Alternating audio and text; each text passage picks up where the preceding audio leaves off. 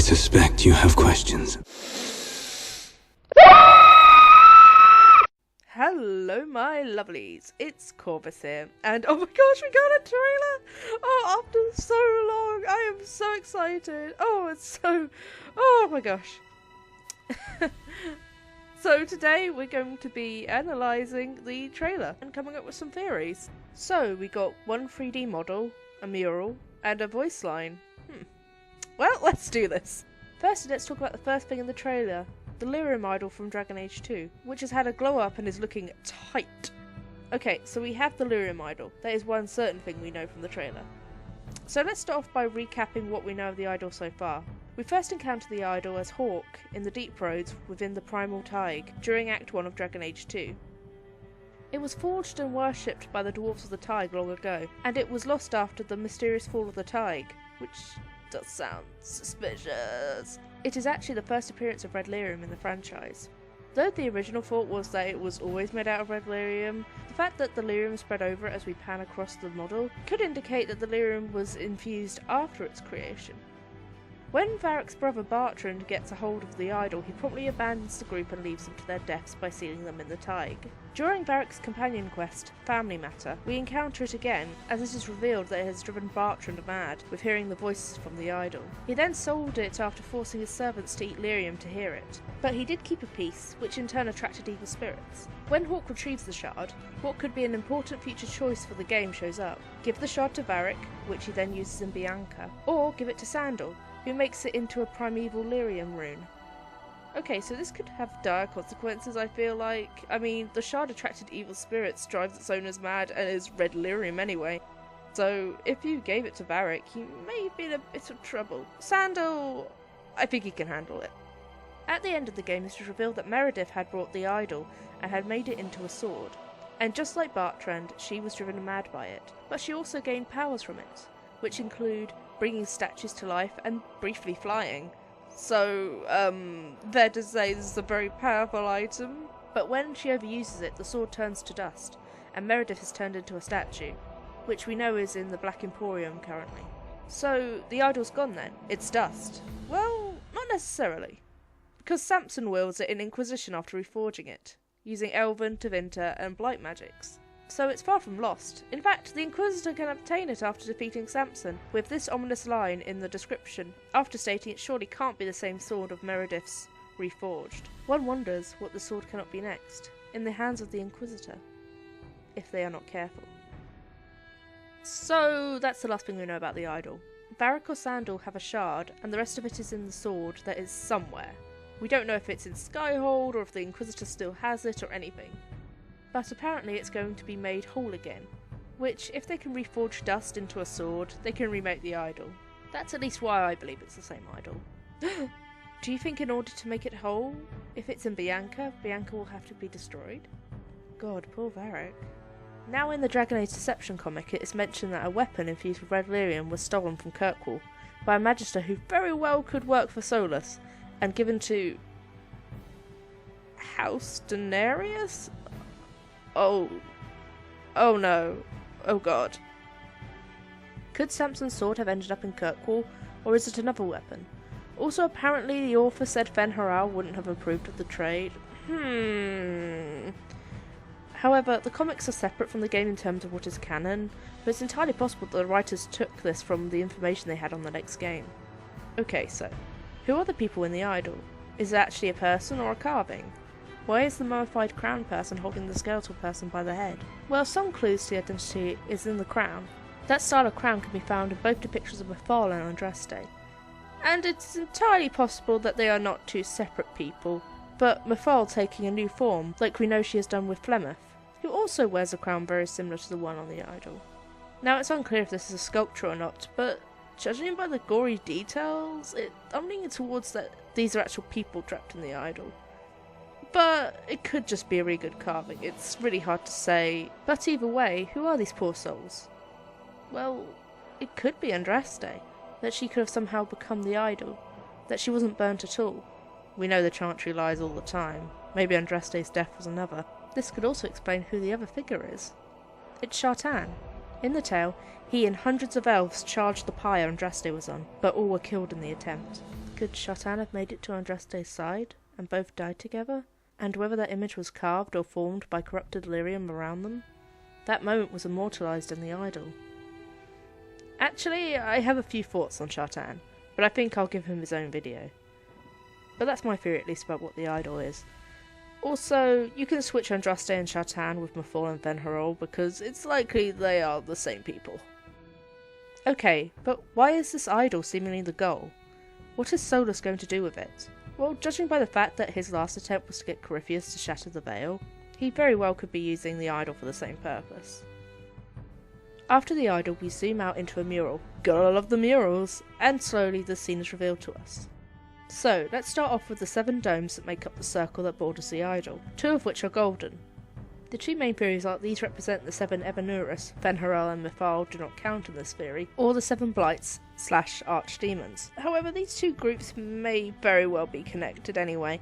The 2 golden domes could depict the 2 members of those groups that are still alive, Razikael and Lucican, the last Archdemons, and the last Evanurus, or the members freed by Solus's actions. Though, who's to say Razikael and Lucican aren't the Evanurus? Also, what I find interesting is there's another mural depicting 7 domes, 3 of which are golden. So, what happened between the events of Inquisition and Dragon Age 4 that caused one of them to go out? Maybe it shows that Solus has made progress in his plans. By the way, as we're talking about elven gods, I just wanted to say that Murals is absolutely not dead, and will likely return. She survived being killed before and hasn't yet had her reckoning that will shake the very heavens. But anyway, there's another theory to the domes. In the Canticle of Exaltations it is mentioned, "The 7 gates of the Black City shatter, and darkness cloaked both realms." The Canticle of Exaltations is a prediction of future events. So are the domes the 7 gates that are being shattered? We can see the circle is breaking. What if it represents the veil, and the last 2 golden domes are the last gates? I mean, look at how much space the Dread Wolf takes up on the mural. Could that be the darkness about to envelop both realms? That also could explain what happened to the 3rd golden dome. Between games, Solus managed to shatter another. So, going by that theory, could the fact that domes circle the idol, meaning that they are linked? And whatever these domes represent are tied to the fate of the idol, or some magic that protects or powers it? Okay, next, before we get to the real meat of the mural, let's talk about the tree. Yes, we're even analysing the flora in this teaser. So again, the tree could represent 2 different trees. The Twisted Tree, or the Venadal. Let's start off with the Venadal, which are trees found in the centre of alien ages, which symbolise what the elves have lost. These trees are painted, which the tree in the mural could be, I'm not sure. It could just be smoke or something, or lighting. Its placement in the mural could show the figure protecting it, whether saving the piece of remaining elven culture, or to symbolise what Solus's goal is, to restore what the elves have lost. Or the second tree it could be is the Twisted Tree, found in the Emerald Graves, which has an actual wolf statue in front of it, and is linked to conflict. You also acquire this quote from A Journey Through the Dales by Lord Horace Medford, upon finding the landmark. "The twisted tree, the tree on the hill. The tree on the hill made me deeply uneasy. I chose not to camp there, even though the view was something to behold. Later on, at the tavern in Ville Monteverlan, I heard the tale. Before the Dales were conquered, elves would capture humans who trespassed, and string their heads from the branches of that twisted tree." Okay, now let's talk about the focus of this mural, the figure and the wolf. So I'm going to start off by saying that to me this figure is Solus. It makes sense in what I think the mural is trying to symbolise, and he is the character that most fits the look of this figure in the mural. So if we take it that the figure is Solus facing the Dread Wolf, what could this mural represent, and what clues does it have to the narrative of the next game? First, look at the position of the 2. They are facing each other, in what looks like a confrontational manner. Maybe it's supposed to represent the 2 versions of Solus by the end of the game, either one that had high approval or low approval, and how that changes the core of what they're like in the game, that they could be opposites to each other. But personally, I think it shows the conflict going on inside Solus, whether to be the Dread Wolf or something better. If this mural, like the others, were painted by Solus, maybe it is a look into how he feels about the events of the next game. That he is standing in his own way, that he is torn in 2. But what about the fact that Solus has his back to the burning tree, which very much could symbolise the elves? Is he protecting the tree?